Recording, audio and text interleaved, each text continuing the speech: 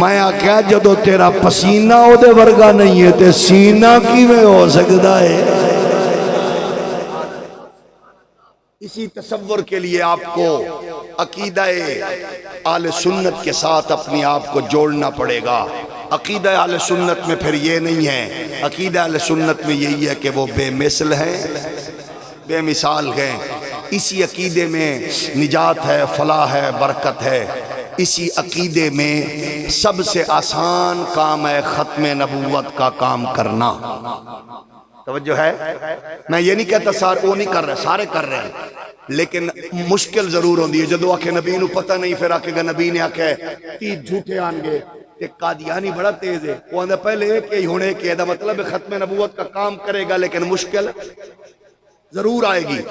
آسان ہے بھئی مشکل نہ آوے، بھئی گڑی گوندل تو تسا چلو سیالکوٹ جانا ہوئے تے صاحبزادہ صاحب بھی چلیں تے تواڈی میری گڈی ہوئے پنچر، راہ تو پوچھیں گے پنچر لانا لا کتھے ہوا بھرانی ہے، کنی دیر لگنی ہے؟ ویسے کو 1.5 گھنٹہ تو ویسے لگ جانا ہے تے اونج پھر کنے ایک ٹائم لگنا ہے جب ہوائی بھرانی پڑنی ہے تے جی دی ہوا ٹھیک ہے پنچر ٹوپ نہیں ہو کنی دیر پہنچ جائے گا۔ آسان ہے ختم نبوت دا کم جننے بھی ساتھی کر رہے ہیں ٹیوب نو پہلے پنچر لا لو تاکہ اوکھے نہ ہو وہ۔ تو آکھو گے نبی مر کے مٹی چ مل گیا تے قادیانی نو سپیس ملے گی، پھر بحث کر دیں اوکھے ہوو گے۔ نبی ساڑھے ور گئے تے بحث کر دیں اوکھے ہوو گے، نبی نو نہیں پتا تے بحث کر دیں اوکھے ہوو گے۔ تے جدو تسی محدث سیالکوٹی، محدث اعظم علامہ اقبال احمد رضا معین الدین داتا حجویری دے عقیدہ رکھ کے میرے علی دا چلو گے، نبی جیسا ہے ہی کوئی نہیں، بنایا ہی کوئی نہیں، آیا ہی کوئی نہیں، تے میرا نبی اونا دا بھی امام ہے۔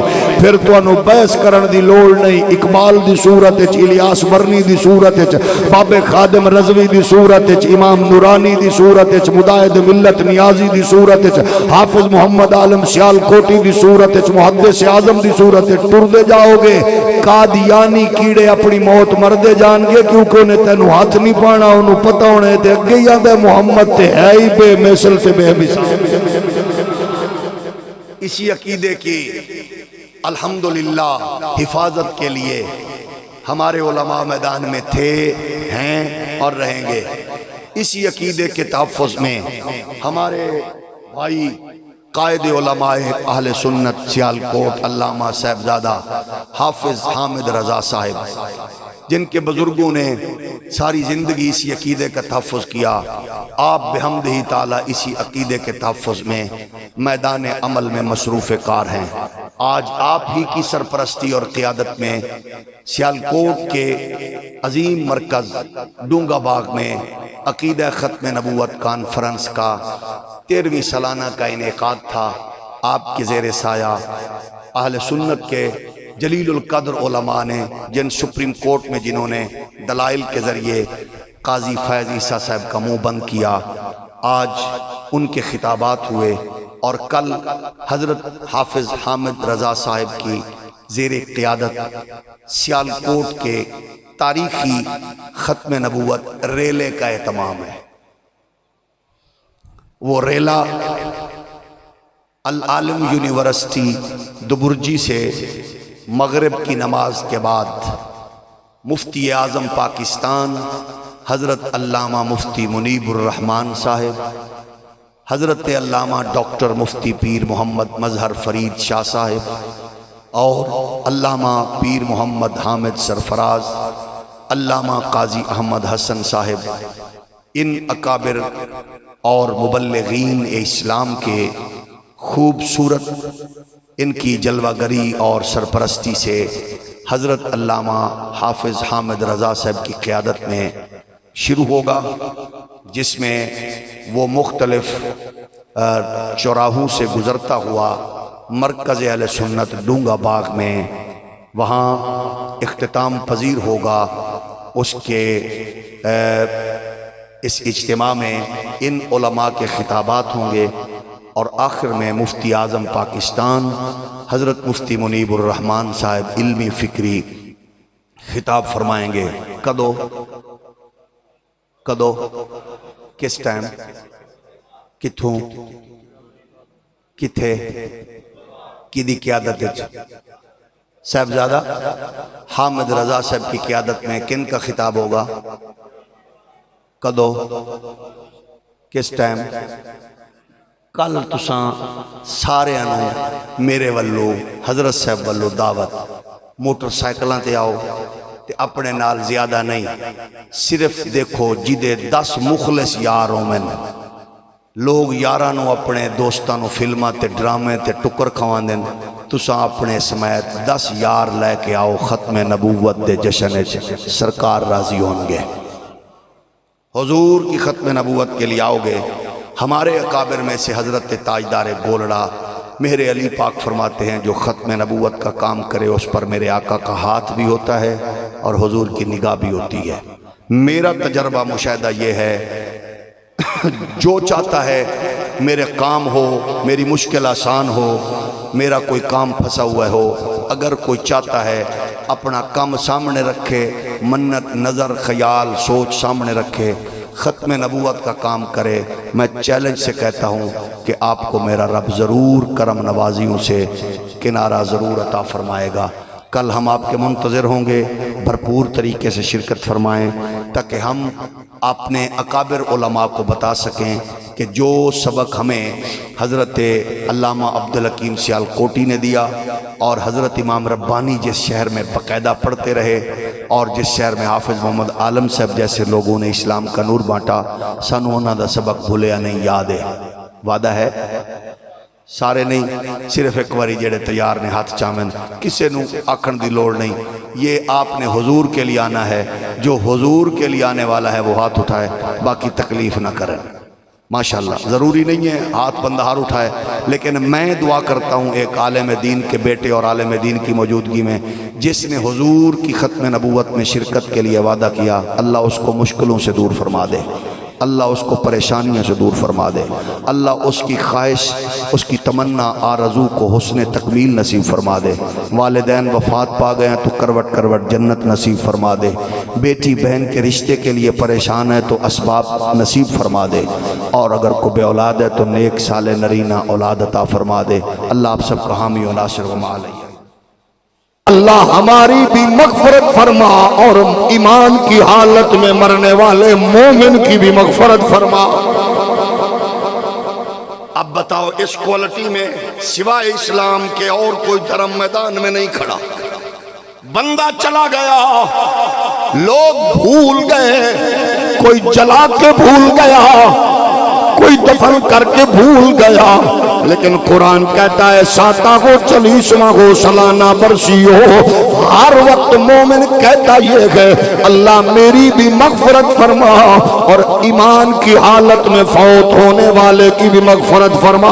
ہم نے کہا یہ ایسا حسن گئے، اس کو نام کوئی دے دو، 7 دن کے بعد ہے تو ساتہ، سال کے بعد ہے تو سالانہ، 40 دن کے بعد ہے تو 40واں، 3 دن کے بعد ہے تو تیجا، نام چینج کر سکتے ہو، لیکن اصل نفس مسئلہ یہ ہے کہ مرنے والے مومن کے لیے دعا کرو گے، اس کا فائدہ یہ ہے۔ اس حدیث کو بیان کیا علامہ ہندی نے کنز الامال میں، اعلیٰ حضرت نے فتاوی رضویہ میں فرمایا مقبول دعاؤں میں سے وہ دعا ہے جو کسی کی عدم موجودگی میں مانگی جائے، یعنی میں لیڈر کے لیے مانگوں گا تو مجھے پتا ہے کام آئے گا، پیر کے لیے مانگوں گا پتا ہے خیر ہوگی، استاذ کے لیے مانگوں گا پتا ہے تعلق مضبوط ہے، لیکن اس کے لیے مانگنا جو ہے ہی نہیں، جو دور ہے یا جو ایسا ہے جو مل نہیں سکتا، اس کے لیے مانگنے میں سوائے اخلاص کے کچھ نہیں ہے۔ اس لیے فرمایا حدیث شریف یہ گئے مقبول دعا وہ ہے جو کسی کی عدم موجودگی میں مانگی جائے، اللہ اس دعا کو کبھی رد نہیں کرتا۔ اب آپ دیکھیے ہم جس اللہ کے بندے کے لیے اصال ثواب کی محفل میں حاضر گئے، یقیناً وہ فوت ہو گئے، اب واپس لوٹ کے آنے والے، ہولی ہولی بولو، آنے والے، اس کا مطلب ہے ان سے ہمیں ظاہری فائدہ بولو نہیں ہے۔ دنیا میں لوگ کرتے گئے، لیڈر آئے بکرے ذبح کرو، فلیکسیں لگاؤ، اشتہار لگاؤ، نعرے لگاؤ، پتہ ہوتا ہے ٹکٹ ملے گا، وزارت ملے گی، نوکری ملے گی، کوئی نہ کوئی عنصر ہوتا گئے، لیکن اس کے لیے جو پکا چلا گیا اس میں تو لالچ ہی نہیں ہے، یعنی مقبول دعا گئے۔ ہم نے کہا یہ دعا جو مقبول ہے اللہ کی گاہ محبوب ہے، اس دعا کو آپ کوئی بھی نام دے اللہ رد نہیں فرماتا۔ کتنا خوش نصیب ہے وہ بیٹا جو کہتا ہے چودھری صاحب آپ بھی آنا، حافظ صاحب قبلہ آپ بھی آنا، استاد جی آپ بھی آنا، پیر صاحب آپ بھی آنا، رشتہ داروں آپ بھی آنا۔ کرنا کیا ہے؟ ووٹ نہیں مانگنے، آپ کا کوئی تعاون نہیں چاہیے، آپ کو عزت آبرو سے بٹھائیں گے، کھانا کھلائیں گے۔ کرنا کیا ہے؟ آپ نے صرف میرے مرحوم بابا کے لیے دعا کرنی ہے۔ ہم نے کہا یہ سچا سچا حسین پاکیزہ دھرم محمد کا دین ہے۔ اس سے بڑھ کر اور کون سا دین ہوگا؟